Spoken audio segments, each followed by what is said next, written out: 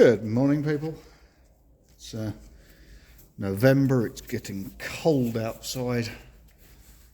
It's a chilly one today. It's been nice and warm the last couple of days, but temperature's definitely dropping, so it's soon be time to shut the door and get the heater on.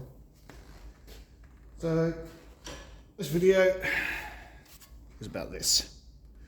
So this here is a Fiat 500 on a 2010 plate. This is the driver's front hub. And the reason we've got to this point is because we're replacing this because of this wheel bearing. This wheel bearing is gone again. So we'll pop that one down there. But what we've got here is a second-hand hub with good bearing, as you can see from all the breakers marks. And we're going to fit this on. Now, let's check.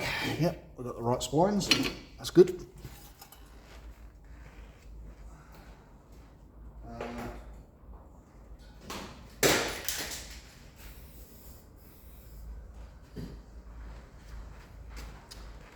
There are apparently two different hub sizes on these.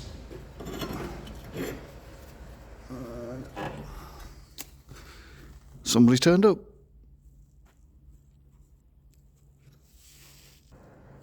Let's do that side, but never mind. Right, so we're going to cut this off like that. So the reason we're replacing this is actually because this has I put a wheel bearing in it and I didn't like the way the wheel bearing went in. And I told them that if it went again, that it would require the hub replacing. These hubs are stupidly expensive. I mean, like, astronomically expensive.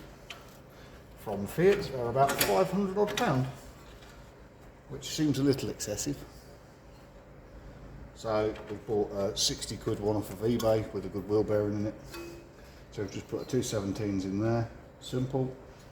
Drop a bottom ball joint there, through there, like that.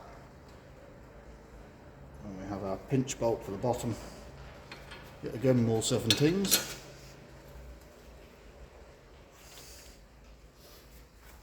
He says.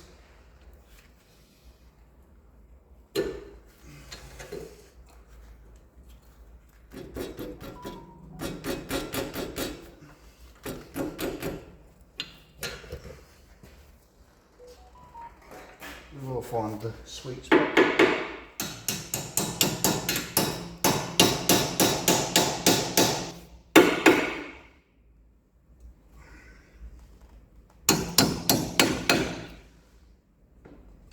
It's not there.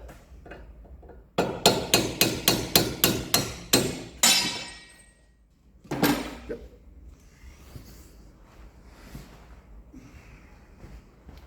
Fetch.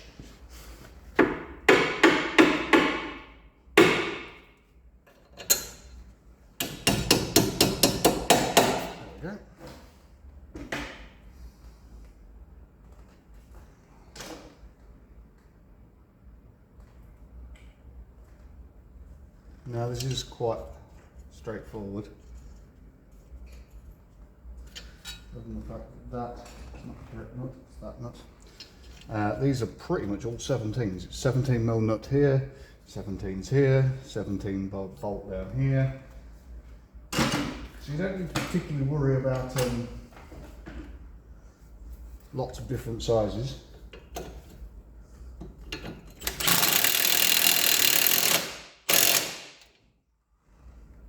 We'll tighten that by hand, just so we know how tight it actually is. Just because the problem is if you do it all with an impact gun, you don't know.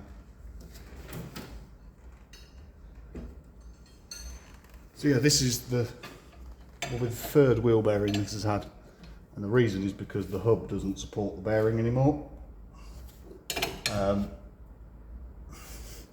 This knuckle assembly, the other one is knackered, so we've just put a second hand one on it and that'll fix the problem. So I'll get these bolts whizzed up And I think somebody's now going to come in and interrupt me. Right, that's them sorted. So we've just whizzed these two up, tightened those up. Take a spanner and just check they are tight. Now I take a brake disc, which is next to you, and on these it's almost kind of nice, but it's not that nice. But they give you these studs for aligning and holding the wheel, which does make putting the brake disc on a lot easier. And I kind of do prefer these to the Torx bits that they give you that just round out or snap the Torx bits, to be honest. So yeah, the reason this is being replaced is because this is like the second wheel bearing that hub's had, and it's collapsed again in a very short period of time. But when you press the bearing in, it didn't feel right. It sort of almost fell into the knuckle. So now we've got some rubbish because this has been bent, but it was ordered from a scrapyard, so it's not really surprising. There we go, just clearance. Make sure the heat shield's all clearance. Caliper off of that hook here. Now the caliper, always make sure that your hose is not twisted, and then slide that back on.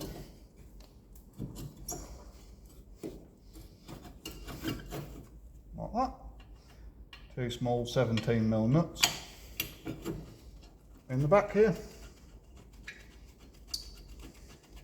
I have tightened this up with a impact gun, but I am going to torque that up to its spec in a moment, just because I don't want this wheel bearing to fail as well. And I actually didn't put the other wheel bearing in. I put the first one in and I said I didn't like the way it felt. If it carries on and does it again, it'll have to have a whole knuckle in it. And then it got up to another garage and they put another wheel bearing in it, and here we are back in the same situation a couple of months later. So finally decided to do it right and do it this way. Click. Now we are waiting for a new rack end, because when I undid that, whoever did it up last did it up too tight and it stripped the threads off the end there, so we can't do that bit unfortunately, but hey ho. Now for this ABS wire, you can see it's quite long and complicated. That's because it comes up and goes round everything. Right, let's remember, because it goes up behind this arch plastic here. So it comes up, goes over the top of the hub, and then clips in to, which way is it? That one there.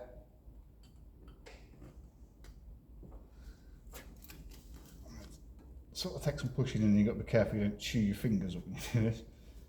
I've got to push that brake button back in there.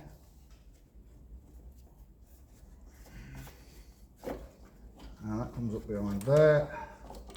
Plug for this, if you didn't know, it sits up behind it in here. So you take this little flap out, you can get to it, it's actually there. And there's a little pushing bit that clips it to the metal here. So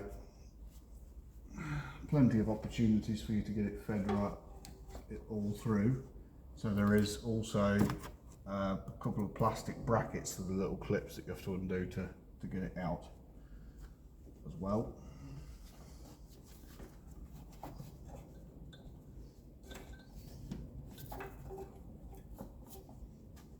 Yeah, so it comes up that side of there,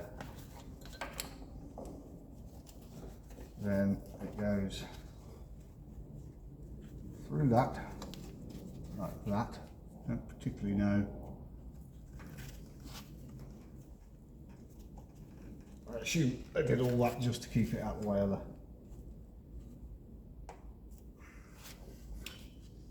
keep it out of the way of all the suspension components, to be honest. Go around the back of the brake pipe. Like that.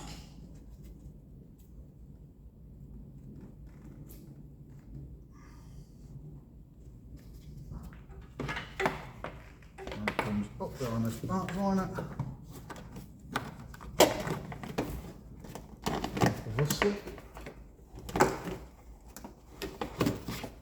Obviously plugs into here.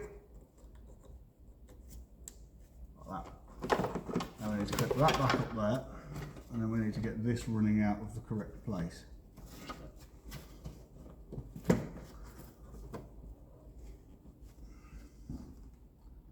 And is that right? Because if that comes down,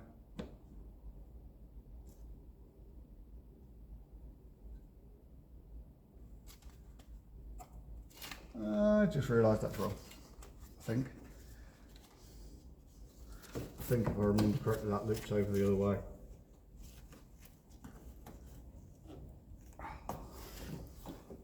I think. I'm now questioning whether that is right or wrong.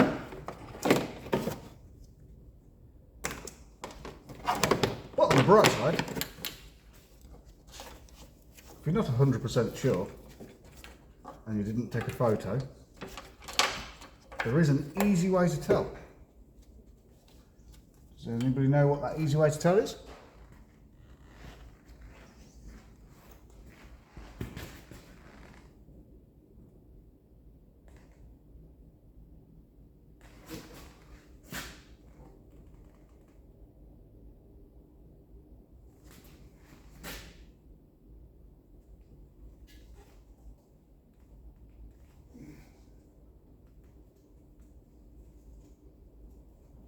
It comes round onto that top one. Oh, yeah.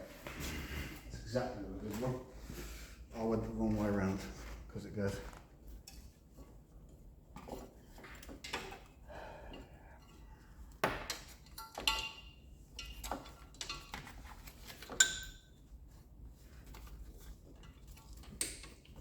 Ah, well, easy to make mistakes. It goes onto the top one there first, then loops backwards onto that one, like that, which keeps that in line with the strut.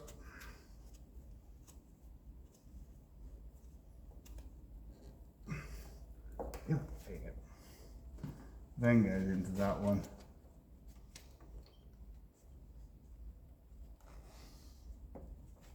That looks more like it.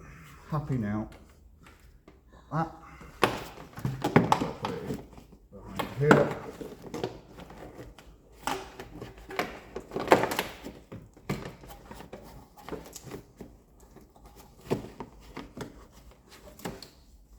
Plug it in.